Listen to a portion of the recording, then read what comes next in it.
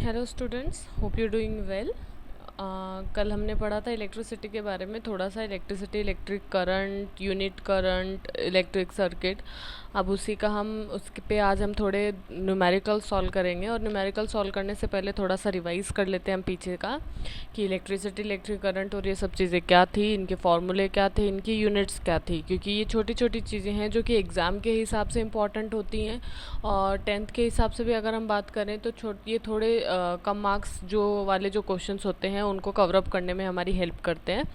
तो first of all हम बात करते हैं इलेक्ट्रिसिटी का। इलेक्ट्रिसिटी का मैंने आपको बताया था कि electricity is a kind of energy which represented as a flow of electron. Electricity एक तरीके की एनर्जी होती है जो कि इलेक्ट्रॉन्स के फ्लो को रिप्रेजेंट करती है कि किस एरिया में कितने इलेक्ट्रॉन्स फ्लो कर रहे हैं। इलेक्ट्रॉन का मैंने बताया था कि इसको हम ई माइनस से रिप्रेजेंट करते हैं। इसकी वैल्यू 1.67 इंटू 10⁻⁻19 कुलाम्ब होती है। उसके बाद में बात करते हैं इलेक्ट्रिक करंट। दोनों इलेक्ट्रिसिटी और इलेक्ट्रिक करंट दोनों ही काइंड ऑफ सेम चीज़ें होती हैं, जिसकी डेफिनेशन भी वही होती है कि it's a amount of charge which flowing through a particular area. Charge की हम बात करते हैं तो charge electron, number of electrons किस एरिया में से कितने फ्लो हो रहे हैं उसको कहा जाता है। चार्ज की यूनिट होती है कुलाम, जिसको हम C से लिखते हैं, और चार्ज को हम Q से रिप्रेजेंट करते हैं। इलेक्ट्रॉन को हम E माइनस से रिप्रेजेंट करते हैं और करंट को हम I से रिप्रेजेंट करते हैं। और करंट के बारे में एम्पियर करके एक साइंटिस्ट ने हमें बताया था, इसलिए उसकी स्टैंडर्ड यूनिट जो है वो एम्पियर, और सिंबल होता है उसका कैपिटल A। तो यहाँ पे इलेक्ट्रिक करंट की जब हम बात कर रहे थे तो इलेक्ट्रिक करंट का फॉर्मूला, इलेक्ट्रिक करंट की डेफिनेशन थी it's a rate of flow of electric charges in a particular area. हमारा यहाँ पे इसका इलेक्ट्रिक करंट का फॉर्मूला बना था I is equals to Q upon T। I is a current, Q is a charge and T is a the particular time. ये सब चीज़ें हमें लेनी है। टाइम को हम हमेशा सेकंड में लेंगे, अगर मिनट में और हावर्स में हमें दिया हुआ है तो वो हमें चेंज करना पड़ेगा।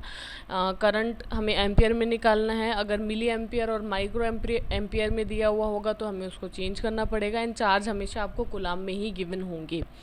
नेक्स्ट यहाँ पे अब हम बात करते हैं कि यहाँ पे वैल्यू दी गई है कि 1 कुलाम की वैल्यू जो है 6 इंटू 10⁻18 इलेक्ट्रॉन होते हैं। मतलब 1 कुलाम चार्ज के अंदर 6 इंटू 10⁻18 इलेक्ट्रॉन्स पाए जाते हैं।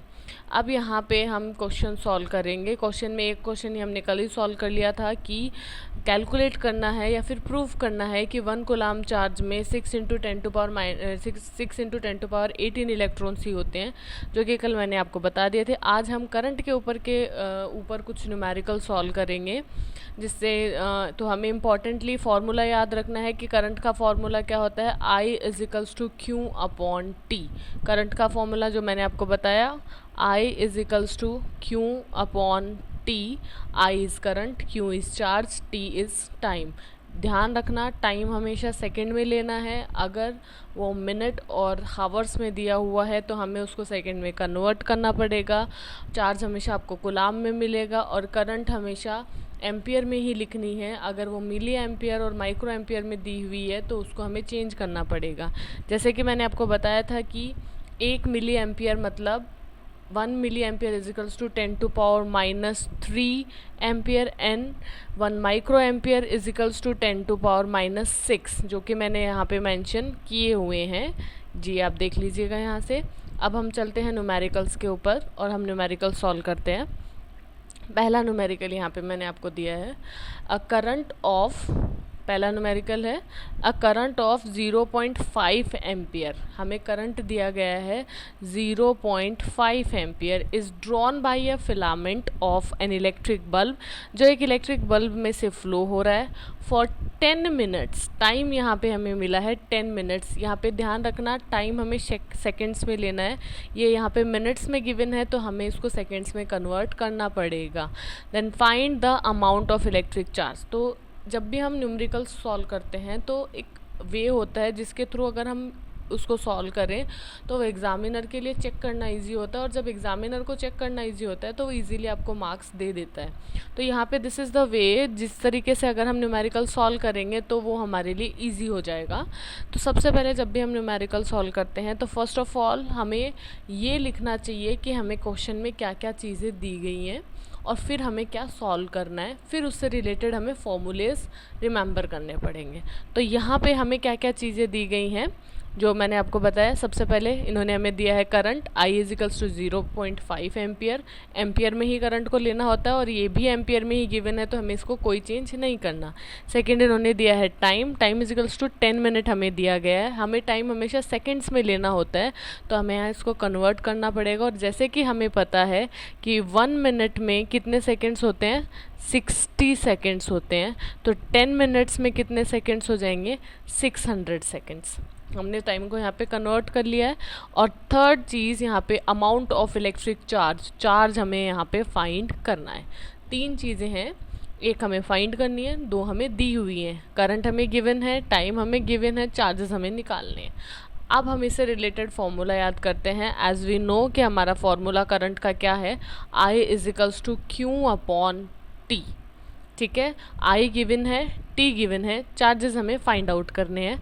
तो यहाँ से हम चार्ज का फॉर्मूला बनाते हैं, Q equals to I into T. Q I यहाँ पे हमें दिया गया है 0.5 एम्पियर, टाइम हमें हमारे पास है 600 सेकेंड्स। जब हम इसको मल्टीप्लाई करते हैं तो हमारा आंसर आता है 300 कूलाम। Is it easy? अब चलते हैं हम नेक्स्ट क्वेश्चन के ऊपर। नेक्स्ट क्वेश्चन है find the number of electron. अब इसमें हमें क्या फाइंड करना है, नंबर ऑफ इलेक्ट्रॉन्स हमें निकालने हैं। इसमें flow in a circuit when the current passing through this circuit amount of 10 milliampere and in 10 seconds. मतलब आपको नंबर ऑफ इलेक्ट्रॉन्स फाइंड करने हैं जिसमें 10 मिली एम्पियर करंट फ्लो कर रहा है एक सर्किट में से, मतलब ये तो हो गया हमारा करंट I, ठीक है, एंड इन 10 सेकेंड, तो ये हो गया हमारा टाइम। तो वही प्रोसीजर हमें यूज़ करना है। सबसे पहले ये लिखो कि आपको क्या क्या चीज़ें दी हुई हैं, और फिर ये लिखो कि आपको क्या निकालना है, और फिर उससे रिलेटेड फॉर्मूलेज हमें लिखने हैं। तो सबसे पहले हमें करंट मिला है 10 मिली एम्पियर। जैसे कि मैंने बताया था कि करंट को हमेशा एम्पियर में लेना है, और 1 milliampere is equals to, जो मैंने आपको अभी बताया था, 10⁻³ एम्पियर। तो ये यहाँ पे 10 इंटू 10⁻³ एम्पियर मैंने कर दिया है। जब हमें पता है हम इसको सॉल्व करेंगे तो हमारा आंसर हो जाएगा 10⁻² एम्पियर। ये जो भी पावर्स वाले होते हैं आपको आते होंगे मैथमेटिकल सॉल्व करना। उसके बाद में टाइम की बात करते हैं। टाइम हमें दिया गया है 10 सेकेंड्स, जैसे कि सेकेंड्स में टाइम चाहिए होता है और दिया हुआ भी सेकेंड्स में, तो हमें इसको चेंज करने की कोई ज़रूरत नहीं है।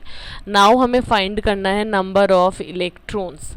अब नंबर ऑफ़ इलेक्ट्रॉन्स हम कैसे निकाल सकते हैं, जैसे कि मैंने बताया था कि चार्ज, इससे रिलेटेड फॉर्मूले याद करने की कोशिश करते हैं कि चार्ज हम क्या बताते हैं, charge is equals to number of electron, charge is equals to number of electrons, Q is equals to, तो यहाँ पे अब हम बात करते हैं Q is equals to number of electron हमने बोला था यहाँ पे।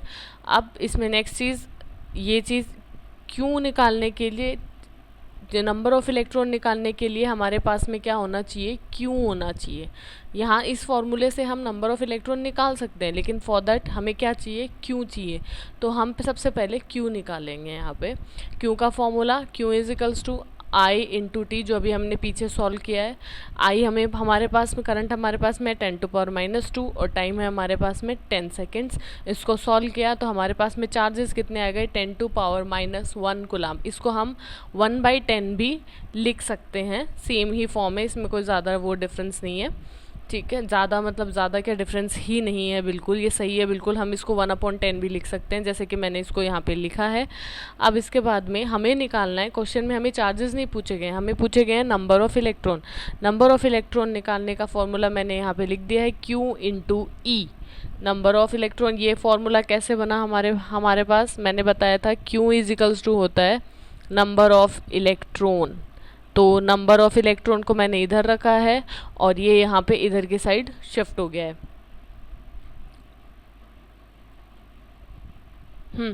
अब यहाँ से हमने इसमें वैल्यू पुट ऑन की है, 1/, चार्ज हमारे पास है 1/10 और एक इलेक्ट्रॉन की वैल्यू होती है 1.67 इंटू 10⁻18। इसको यहाँ पे रखा गया है और इसको जब हम सॉल्व करते हैं तो 1.67 एज इट इज़ रखा है, 10 को जब हम 10⁻18 से डिवाइड करेंगे तो वो इक्वल हो जाएगा 10⁻17 के। तो it is the answer number of electron. तो जो भी हमें करंट और टाइम दिया गया था, उस टाइम में उस पर्टिकुलर एरिया में इतने इलेक्ट्रॉन्स फ्लो कर रहे हैं, मतलब 1.67 इंटू 10⁻17 इलेक्ट्रॉन्स उस एरिया में से फ्लो कर रहे हैं। नेक्स्ट क्वेश्चन पे चलते हैं। Next question is find the current. इसमें हमें क्या निकालना है, आई हमें निकालना है। व्हेन 1500 कूलम्ब चार्जेस, क्यू हमें दे दिया इन्होंने, थ्रो इन अ सर्किट, एक सर्किट में से फ्लो हो रहे हैं इन 5 मिनट, टाइम भी हमें दे दिया इसने।